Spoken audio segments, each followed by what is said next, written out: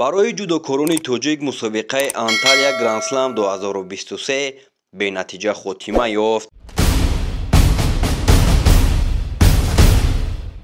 сар карда аз 31 март то 2 апрел дар кишвари Туркия мусобиқаи Анталия Гранд-слам 2023 баргузор гардид, ки барои ҷудокорони тоҷик бенатиҷа ба поён расид.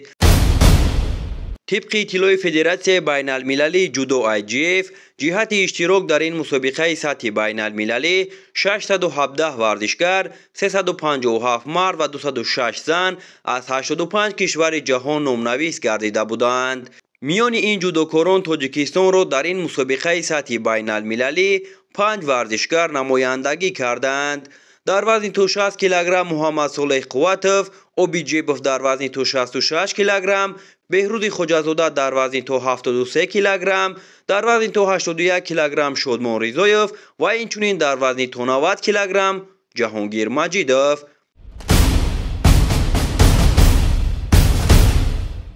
تاجیکستان را در روز اول مسابقه دو جودوکار محمد صالح قواتوف در وزن تا 60 کیلوگرم و اوبیجیبوف در وزن تا 66 کیلوگرم نمایندگی کردند.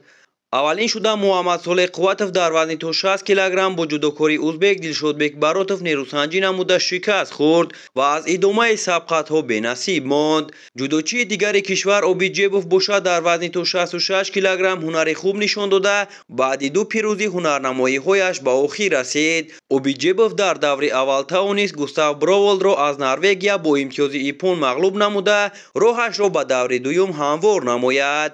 اوبی در دور دوم قهرمانی بازی‌های المپیک ریو د ژانیرو جودوکار ایتالیایی فابیو بازیلی را با امتیاز ایپون مغلوب کرده به دور یک هشت‌نهایی راه یافت. متاسفانه در دور یک هشت‌فینال اوبیجیبوف در یک رقابت سنگین از جودوکار برزیلی ویلیان لیما مغلوب گردیده از ادامه رقابت‌ها بی‌نصیب ماند.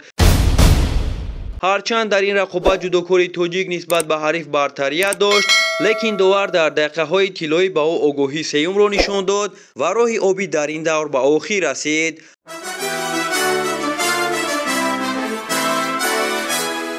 در روز دوم مسابقه دو جودوکار بهروز خوجازاده و شادمان رضایف تاجیکستان را نمایندگی کردند. شادمان رضایف در وزن تا 81 کیلوگرم در دور اول از ورزشکار پرتغالیا ژائو فرناندو شکست خورد و از ادامه رقابت‌ها بی‌نصیب ماند.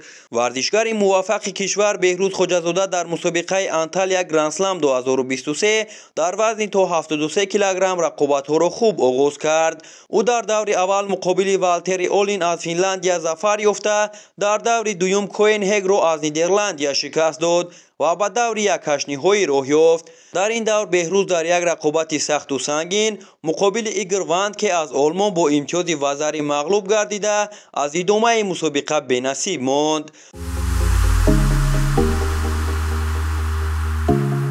روز آخری مسابقه نیز برای جودوچیان تاجیک به نتیجه به پایان رسید. در روز سوم تاجیکستان را جودوکاری ورزیده کشور جهانگیر مجیدوف در وزن تا 90 کیلوگرم نمایندگی کرد.